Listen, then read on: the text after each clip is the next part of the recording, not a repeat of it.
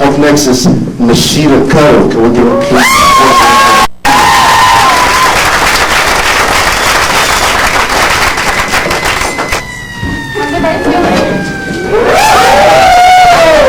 Everybody looks good. You're welcome. Shout out to all the poets that have performed. Shout out to all those to come. This piece was written many, many, many years ago. It's one of the first poems I've written. I was a freshman in high school, and I had a crush on a senior. It's called More Than a Friend. What you do to me, I can't explain, but you're driving me insane. I want to be around you each and every day, but your girl deserves to have you while you're still hers, so I guess I'll back away. Your smile is so beautiful, your eyes are pretty glare. That's why when I see you, all I can do is stare. I don't mean to scare you, I just like the look you wear.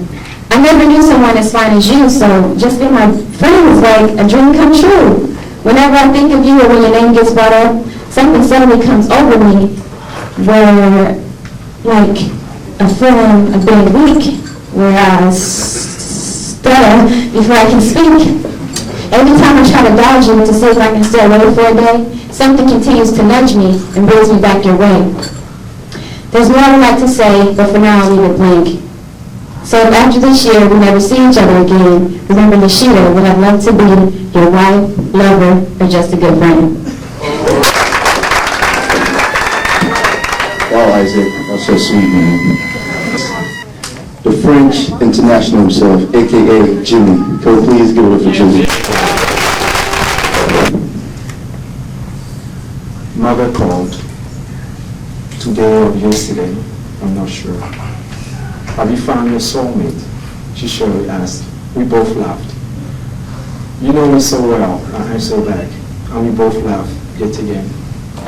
Yes, we did laugh talking about it all, and it's true, my love life has been a joke. I laugh at it quite often actually. I'm young, I'm wise, I'm a fool at times, and I do not take the matter seriously. But when I do, when I really want to give it a go, somewhere along the way things get complicated, weary, heavy, or turn cold, fast. The older I get, the more I realize I'm not too good at this love thing, but I strive forward. Mother called. I did not tell her that I randomly ran into one of my exes twice a few weeks ago. It wasn't awkward for me to say the least. We only talked for a few before we said goodbye, and that was all. Every now and then when I meet her, like the rest of them, I soon realize we surely were meant to be, which is fair for us all.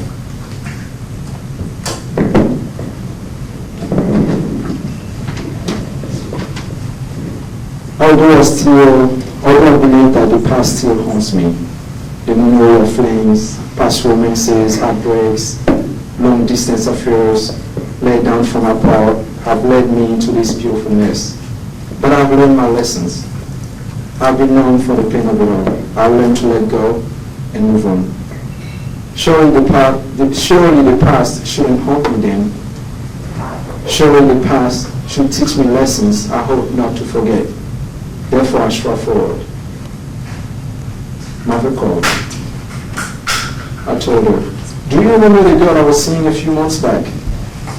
The only one woman out of all of them you met and talked to. Yes, she loved me, sincerely, but I for one wasn't so sure of that. Until she decided to run into the comforts of following her father's wish, to marry into the tradition of her religion, to marry a man arranged for her by a whole community. She was strong enough to make that decision, a difficult decision.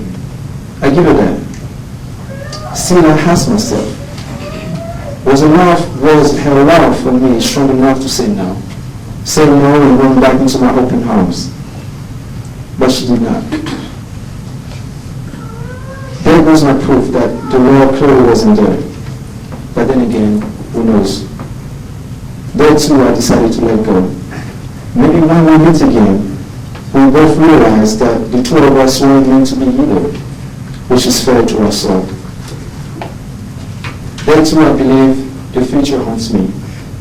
I know so much of what I expect, or desire from a woman, desire from a woman in exact qualities that such a conscious thought kills the opportunity for any real romance ahead. I have a type. That's my main problem. But is it really a problem? I think not. The other day, a good friend of mine was joking about how I can draw the perfect picture of her. Ever since the vision is so clear. But is it really a problem? A mistake? I'm not so sure. For one thing, I believe that my love can be so abundant and so honest and so pure and so passionate that I expect for it to be shared with someone I really mean to share it with. There are levels to this shit, you know. But really, would I rather be alone than waste my time on the trivialities of a modern dating life? Should I decide to simply fuck my way around until I reach some home, some honest heart? Do I need more time? Should I sit back and let it all pass me by? Or instead, should I get down and try to go for it? Probably yes. Do I need to answer all of these questions beforehand? Certainly no. But mother called. Today or yesterday, I'm not sure. I know she's worried. I'm sure of that. She laughed, we laughed, but deep down, I know she's worried. And that right there worries me more than anything. Next time she calls, I will tell her that I did not sleep alone last night. I had company. I was with someone, and she took good care of me. Did I lie? Did I tell the truth? Who cares?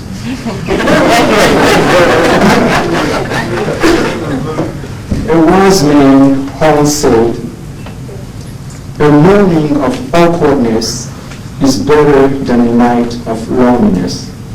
I've known that, and frankly, there must be more than that.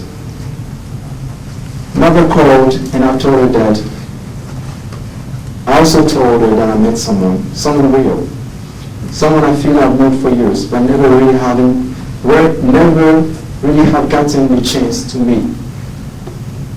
Soon enough, we met for real this time. She said one thing, I said another, and next thing you know, I fell lost into some dream. This clearly must be a dream. Her eyes are a dream, her smile is a dream, her pain is a dream, her joy is a dream, her hair is a dream, her affection is a dream, her speech is a dream, her laughter is a dream, her whole soul is a dream. I didn't ask for it, I wished for it, and it happened. Now I do not want to work out, only to confront the cruel realities of my nightmares on she's gone. I do not know where we go from here, but I always have this good feeling that all things happen for a reason. She must be a reason for something, the same way I'll be for hers. For now, I rather feel at peace when I hold her into my arms and forget about it all, and tell mother, next time she calls, that I have met someone, and so far, she's been good to me. Thank you. So please welcome Mr. Kevin to the stage. Give it up for Matt Kevin. Okay, all right, let's have some attention now. You know, last time I told you I was quitting for a while because I didn't have no material, looking for something different to do. Couldn't do it. Simon pulled some shit from way down to the rafters that I haven't done in a while. But first, before I do that, leading into that, I'd like to talk a little bit about what led to the experience of this poem. How many of you know about the little poem Shelter? Shelter, Roman Shelter? Not very many. It's down there by the gateway where you see all those people out there at night. You ever wondered about what goes on down there? The Salt Lake City Road Home Shelter. The surrounding 4-block parameter is a hub for the trafficking of illegal drugs, mostly crack. It is the nucleus for murder, stabbings, shootings, and severe beatings. Zombie-like victims of the disease of drug addiction and varying degrees of mental illness. Most are players in the selling, buying, using, and trading of drugs, a mechanical process that creeps like a living organism, a cancer, consuming the hopes, dreams, promises, and spirituality of a large portion of our homeless community. So picture this. It's 3 o'clock in the morning. As if looking through a viewing ball, a silhouette trapped between the black of night and a snowstorm emerges. It is the naked body of one of my African American brothers, obligated to pay restitution for the misuse of his dealer's profits. He is forced to sell drugs in the nude to the parade of ongoing neighbors who ride by in their one-stop shop for crack. Allie wasn't so lucky. She wound up dead at the Zion Motel for having scammed her dealer. They intravenously fed her a hot shot. Power tools, stereo equipment, clothing, jewelry, all are exchanged for drugs down by the shelter. Women frequently sell their bodies for heroin and crack, a number of whom are obviously with child. Lisa is a crackhead panhandler who sings a cappella to passers-by around town. She can't sing. However, being pregnant for the third son that I know of, she pulls in quite a bit of money for herself and her unborn child. Yeah, right.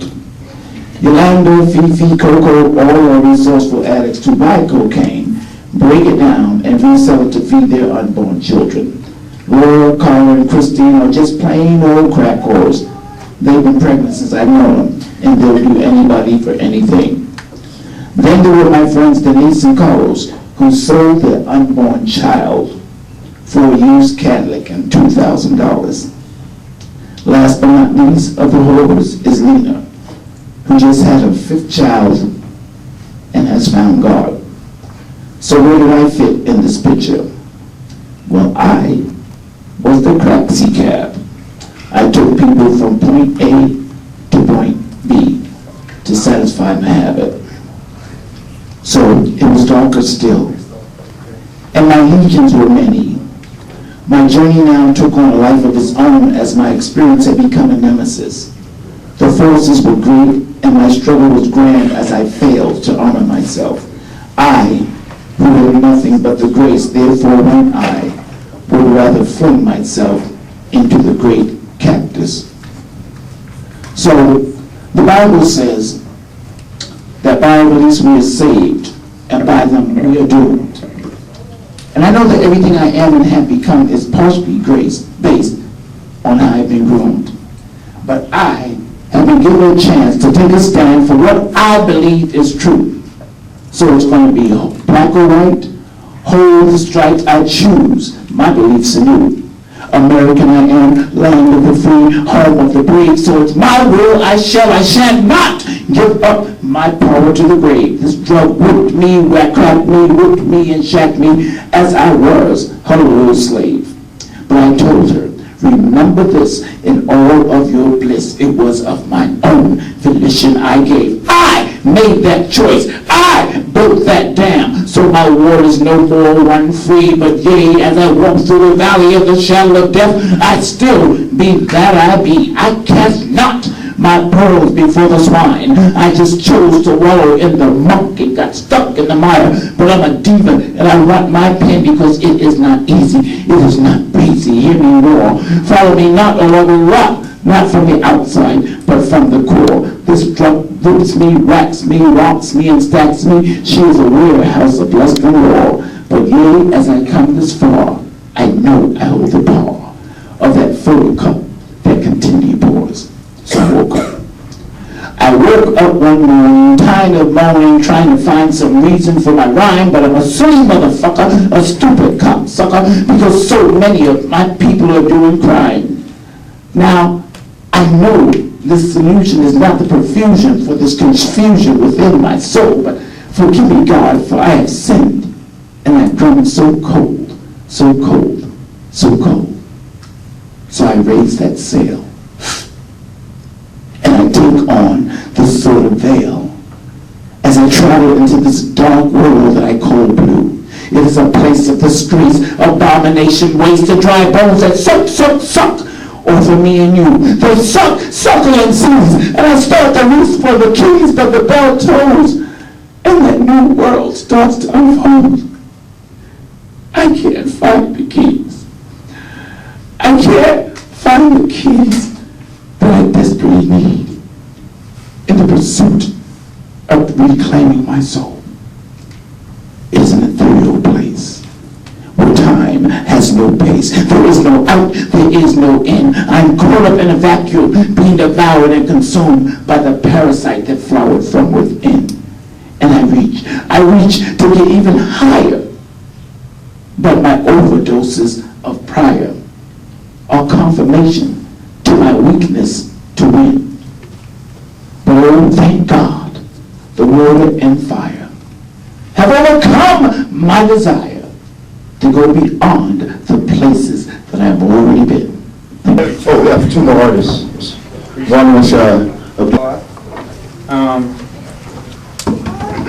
when I wrote this a while ago, I was kind of coming out of a pretty dark place, and the person I wrote it for, we actually both kind of coming out of dark places at the same time. Something still pretty important in my life. And there is some language that's still warning.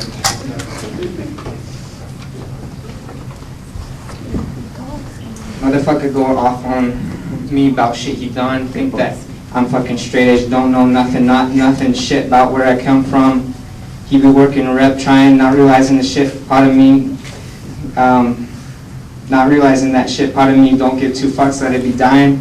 I don't fuel it no more. Lived and learned, and I'm not sore. I'm just trying to stay right, keep sight, fight for my future. Not a cycle of disappointment in myself. Sutures in my mama's heart, trying to see past the old shit that hid the real me. I just want to be the best for you, boo. Make plans, hold hands. Be the best kind of man for me and you too. Tell the whole fool inside of me that he can get through. That he made the me that met you.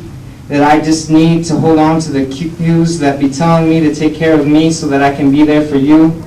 Maybe now a part of the same crew. Ride or die, since I know the real truth. That truth is that I need to be the real me, and yes, I want to be with you. All right.